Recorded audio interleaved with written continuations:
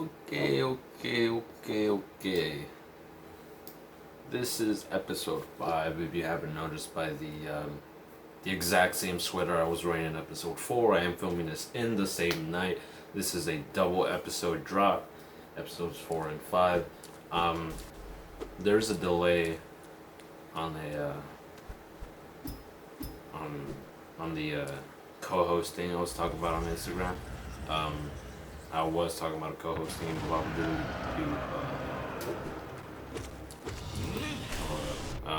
fixing the topics. Like I said in the last episode, short episode. This is also going to be a short episode.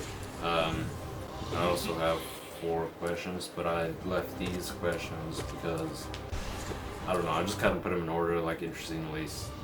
Like, it's not that they're not interesting. It's more or less like I can answer the ones at the bottom best, while the ones at the top I can kind of answer, but not really. So, I actually did not even. I just straight on my. I haven't even reviewed episode 4. Like, I literally transferred it. It's on my computer. It's on the editing software, and that's it. That's how I left it. I'm recording episode 5 right now, and without further ado, let's jump right in to this episode 5 of Quarantine Talks. Can't believe it's still quarantine. At the same time, I do believe it is. Nothing much different. We're just gonna go ahead and start off with one of these questions. I'll highlight the ones I already did. 4 questions for this episode as well, but again, I will try to... Okay. I have made a mistake. Okay, it doesn't matter. Easy fix. We're gonna start off with biggest regret. That is another topic or question. That's a question. You can send me questions or topics. I really don't mind. I'll do anything. I have to think about this. In conclusion, my biggest regret is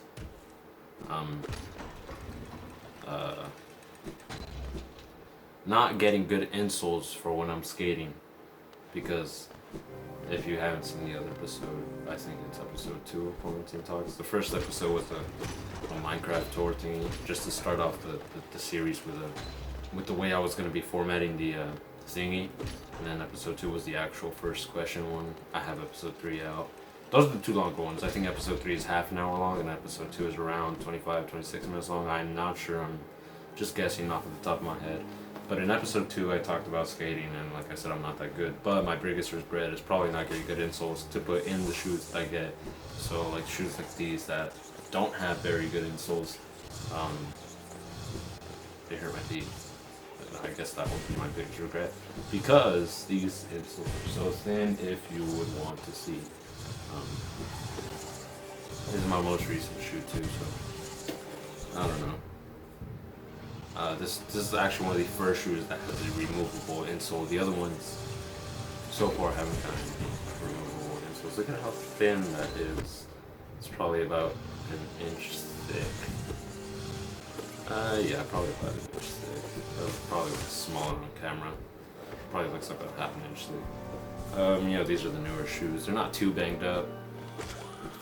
Like I said, I'm not good at skating, so I'm not gonna do a shoe review, but so maybe one day I'll be doing shoe reviews for you guys, and does that look good? They will be certified bangers, back to back on shoes.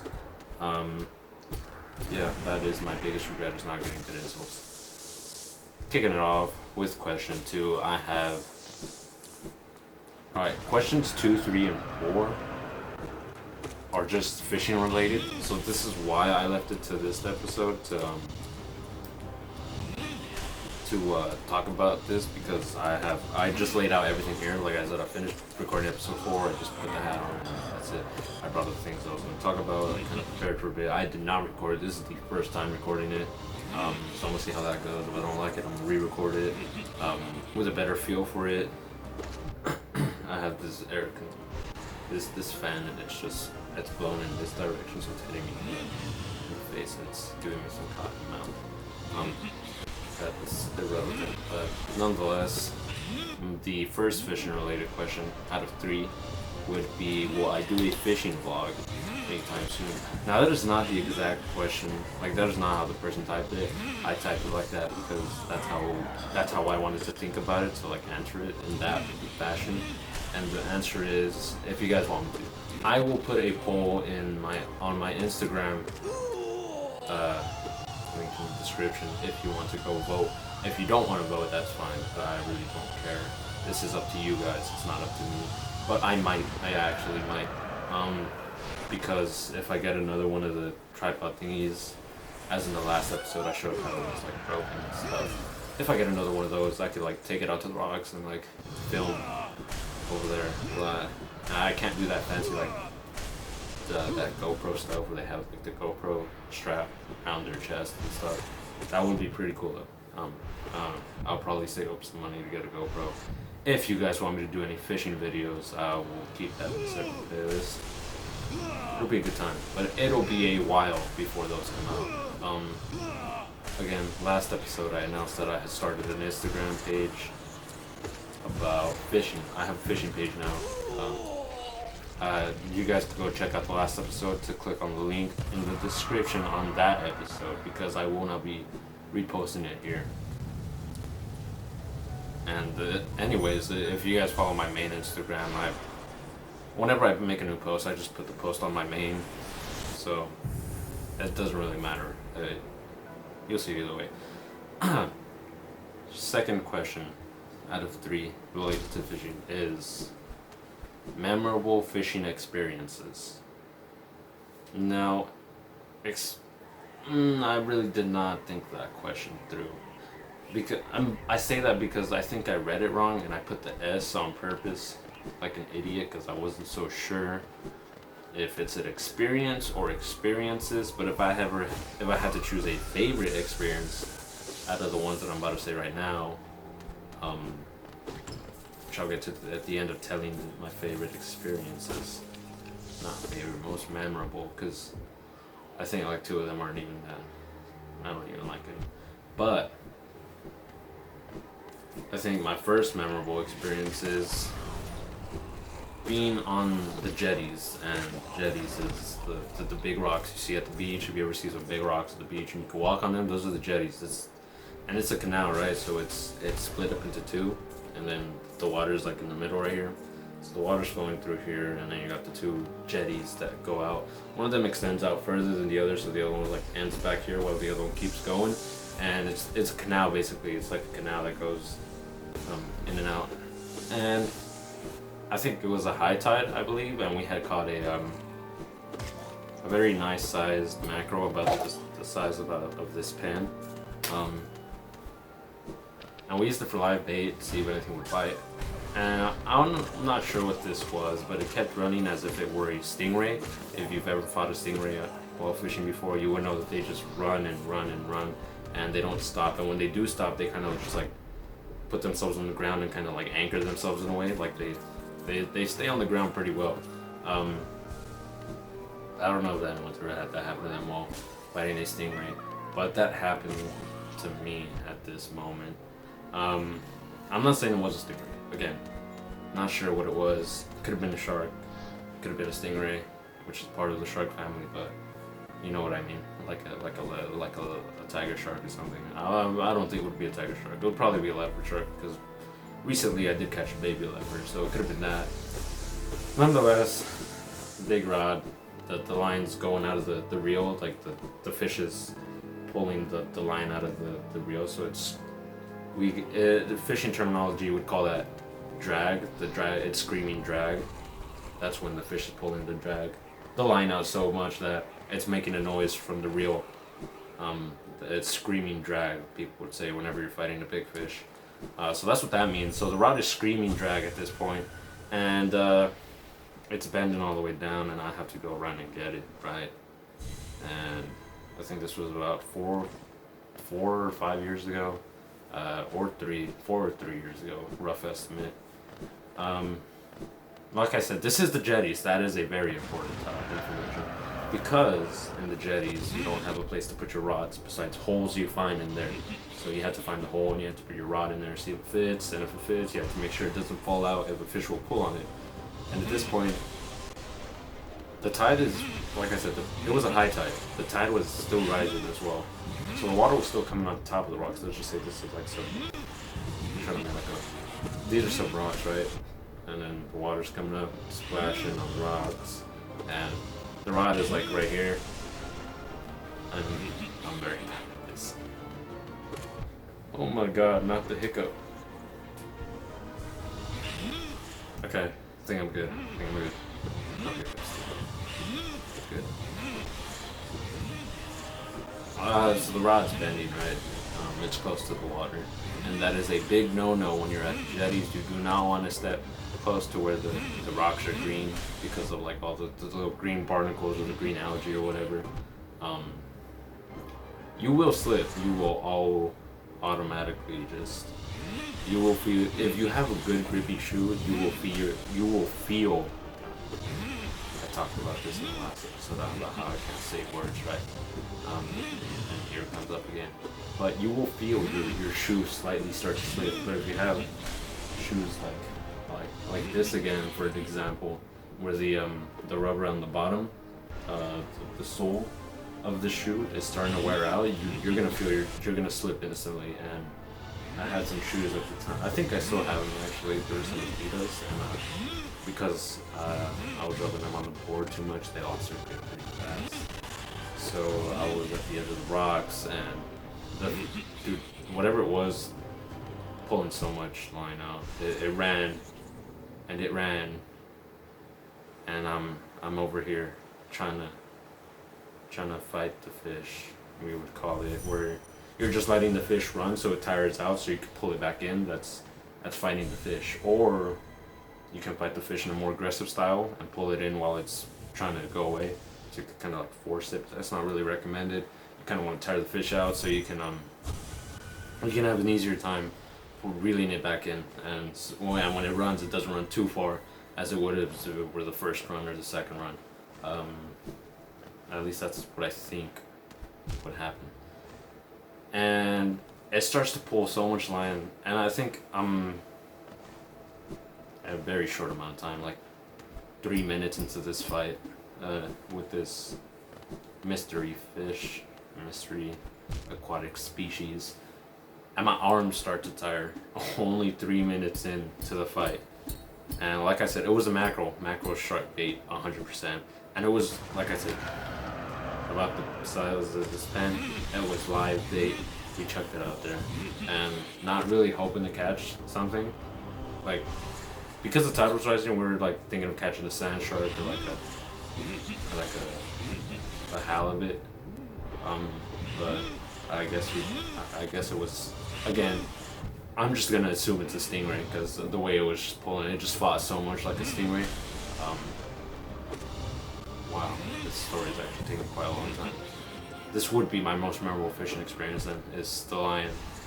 Because then my arms start to tire out. I'm getting really tired because I can feel the force in the fish, and you're pulling back on the rod and you're trying not to let go, and the water starts to rise even more at this point. So now my feet are getting wet by the water that's coming up on the rocks, and because the water's coming up on the rocks, it's making the rest of the barnacles on top wet, or the algae on top wet, the dried algae. So it's getting refreshed, I guess, in a way, which makes it more slippery. And like I just said earlier, that's a big no-no. You do not want to do that. And I start slipping, and I step back, avoid the slipping, and because my arms are tiring, the next part of this is I start to lose the rod. And I actually, like, I'm holding it, I'm holding the rod. I think my left hand in front, while the backhand is on the reel between my fingers. Yeah. And I start to hold it like that because it started slipping out of my hands, physically slipping out of my hands. It was such a strong fish.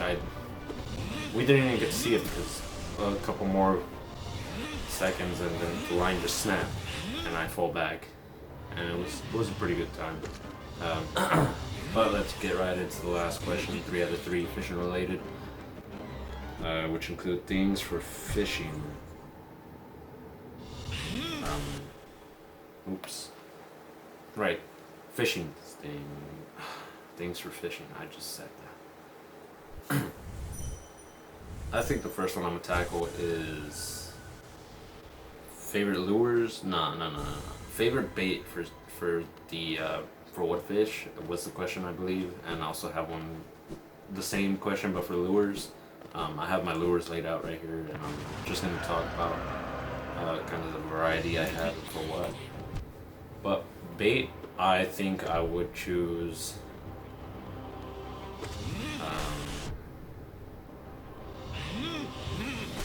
I think for bait, I would choose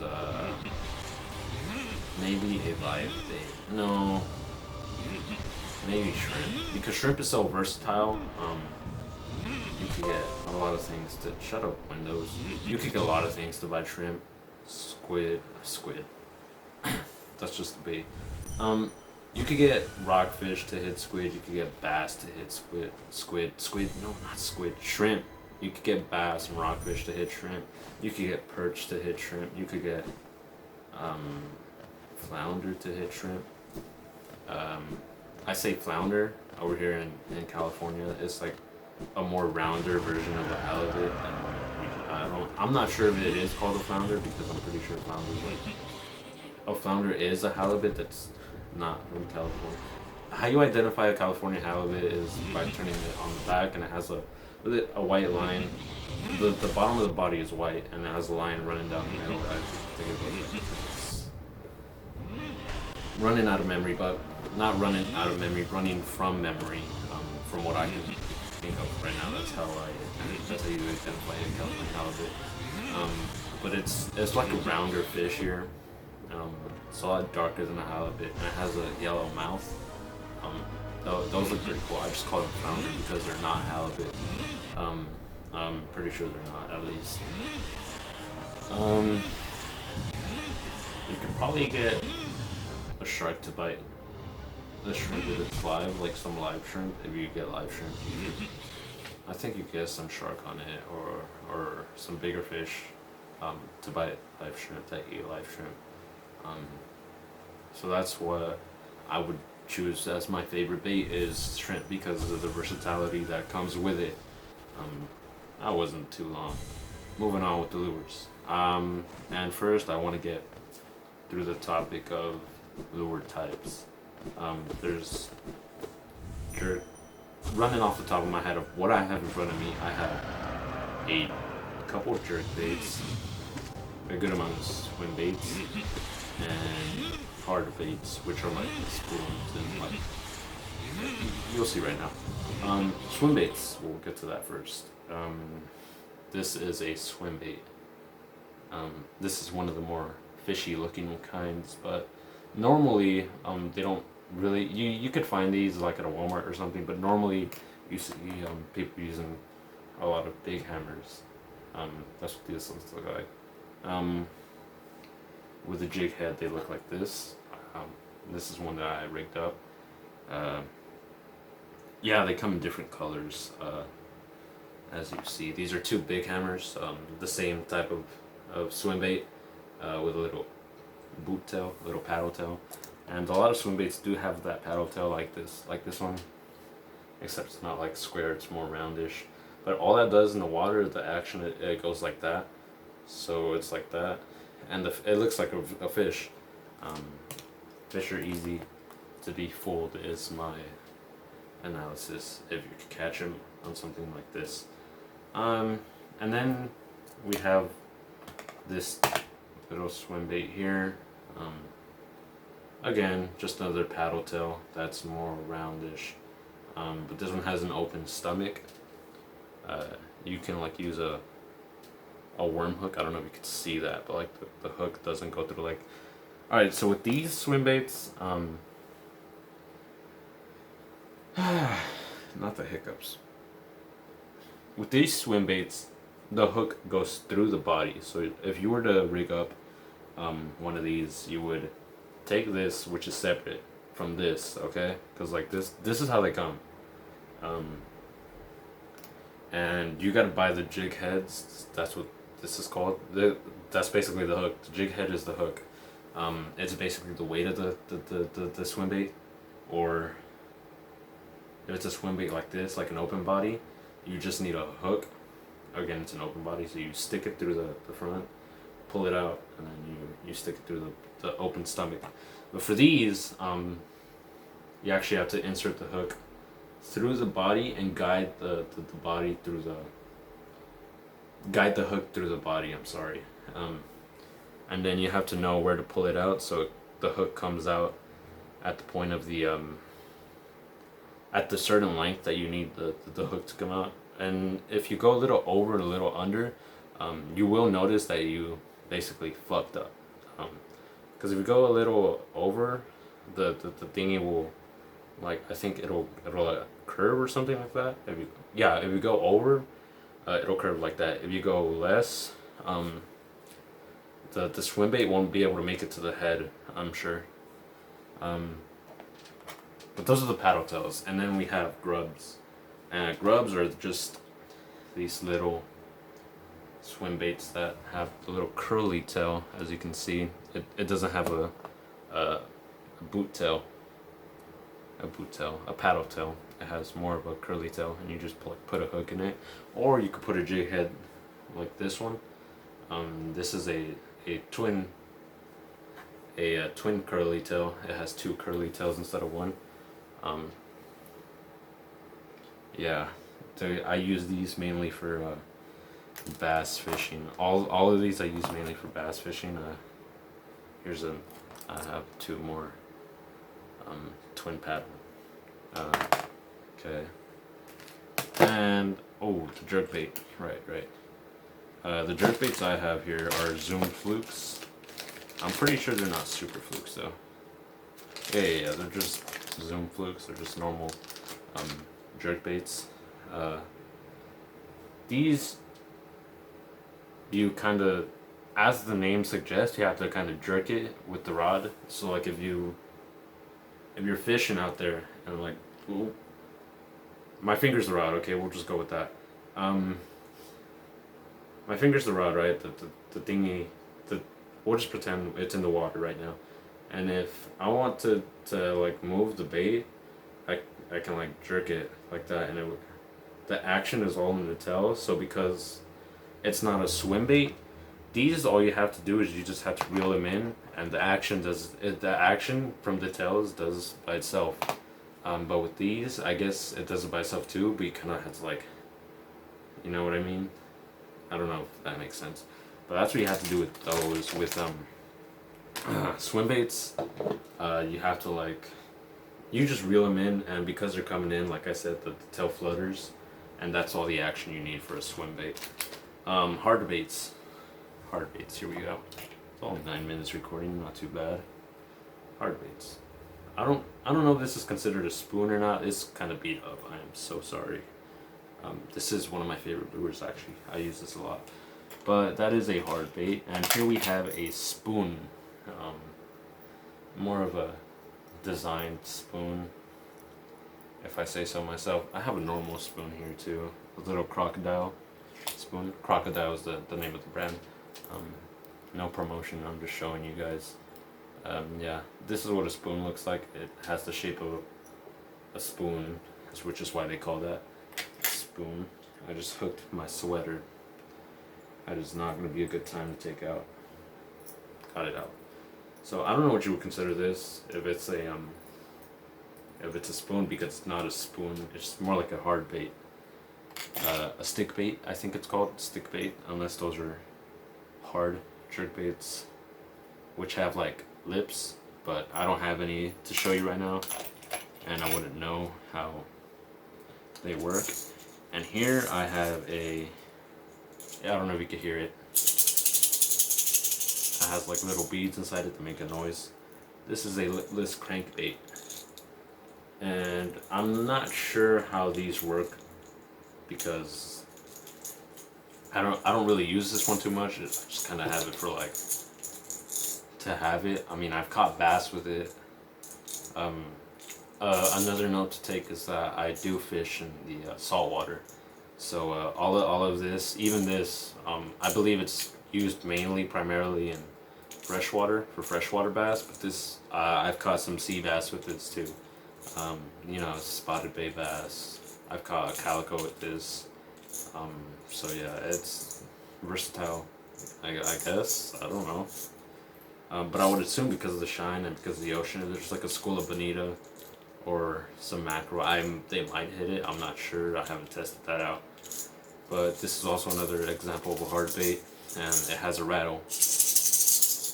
I believe the name is a rattle trap, lipless crankbait. I believe it's a lipless crankbait. But now I'm not so sure. Yeah.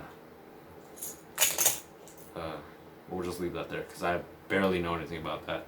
And another one I barely know about, which is the last bait I have here, is a swim jig, which is, well, this is just one of the curly tail grubs I was talking about earlier that I have rigged up right here. Same color, same thing. I just put it on this to give it a little trailer, you know, something that has in the body. As you can see, this little thingy holds it. So if a fish bites on it and it pulls the lure, this thing will get inserted, and if it tries to pull it out, because it gets inserted, it's not coming off. And if it does come off, then it rips. So yeah, this is a weedless one. So you see this little thingy here from the front, it covers the hook. I'm trying to get a straight point. Covers the hook. So if you're ever going over some weeds, the hook will not get it because the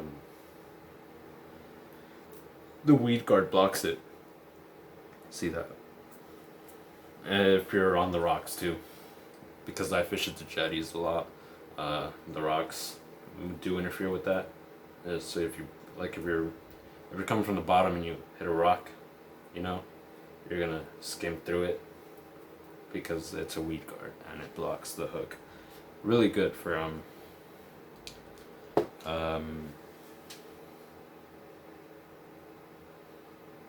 structural conditions, I guess you would say. And as for my favorite lure out of all of these, it would probably be, it's for sure the swim baits, dude. I'm lazy. I cannot work a jerk bait at all. It's gonna be a swim bait, and I think the swim bait of choice is this little twin tail grub. It's by Assault, I think. Well, that's what one of the tails says. I've been trying to find these in a packet for a while now, and I cannot find them. I can only find singles, so, and I already lost one, so it's kind of like a pinkish thing. Like if you put it up to the light, it looks kind of pinkish in my eyes. This is my favorite one because it catches bass, and it's caught me halibut too. I've caught a halibut on this lure, and it's pretty good. So I could get like a longer one, like a 6-inch. I believe this is a 6-inch swim bait. It's really big, about the size of my palm actually. Oh, let's get this. Yeah, dude, it's a longer swim bait. Maybe one of that length, I could probably catch a big halibut, but I've just caught little small halibuts on this one. 15 inches, 14 inches, not too big, not crazy, you know, just some little babies, little baby halibut.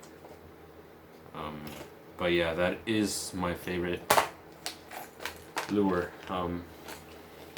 As you can see, I had to pull out the tackle box and the bags of lures that I had available to me. This probably would be my favorite if I haven't lost so many. I've lost 2 of them. 3 of them. They came in a packet of 4, and I already lost 3 of them. They're all my fault, but at the same time, I really haven't caught too many fish on these lures. I caught a bass, and that was it. But yeah. Oh, and this last part.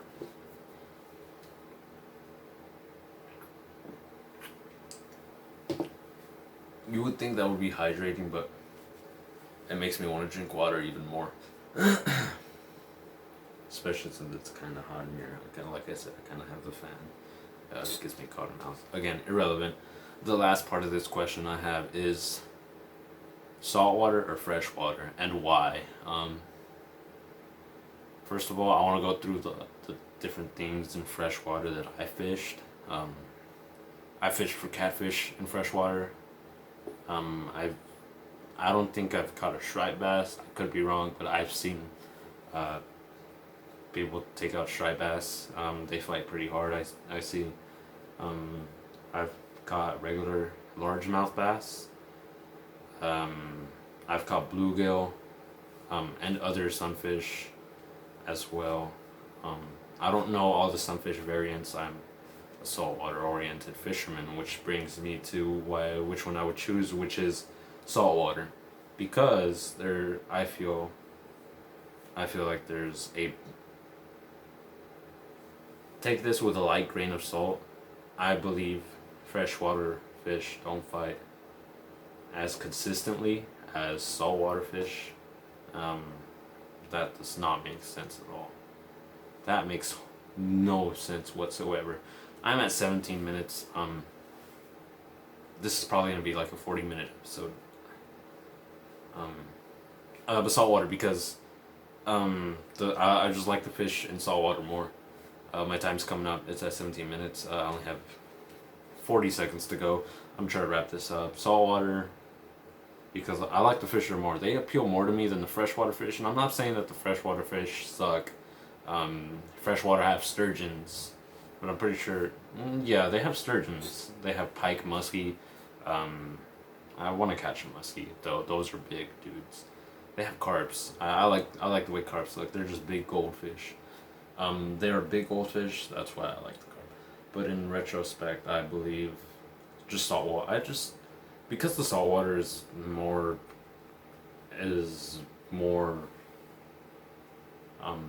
There's more diversity here in terms of saltwater to freshwater.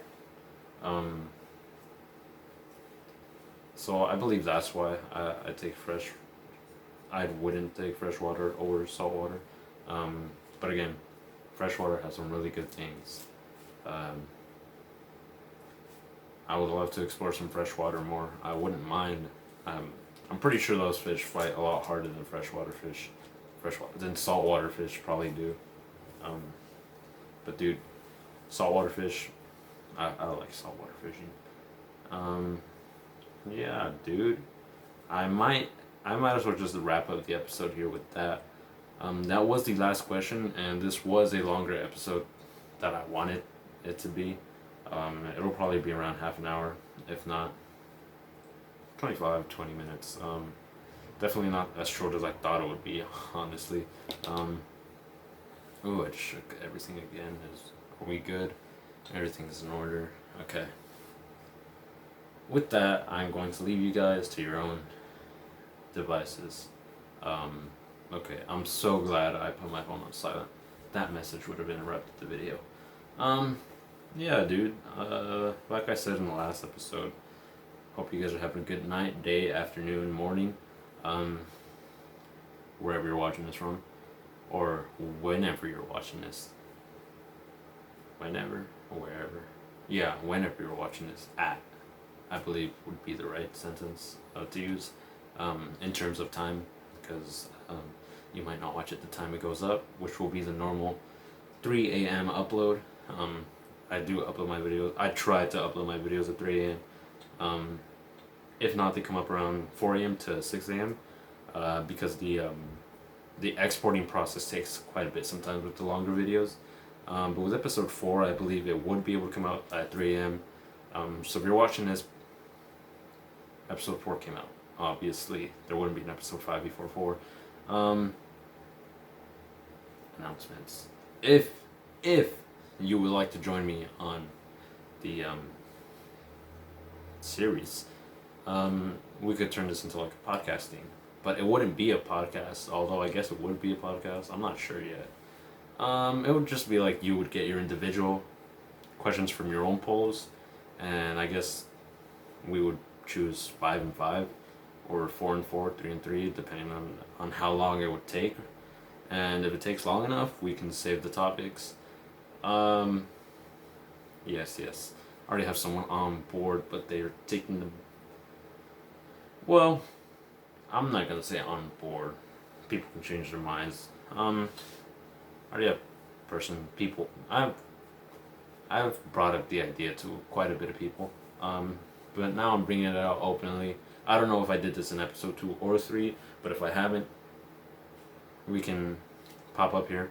You can have your own individual questions from your own polls, and I can have mine from my own polls, which would be questions, the little questioning polls on Instagram. Um, yeah, and we can exchange questions. I can answer one of my questions, and you answer one of my questions, or and then vice versa. You answer one of your questions, and I'll answer one of your that same question.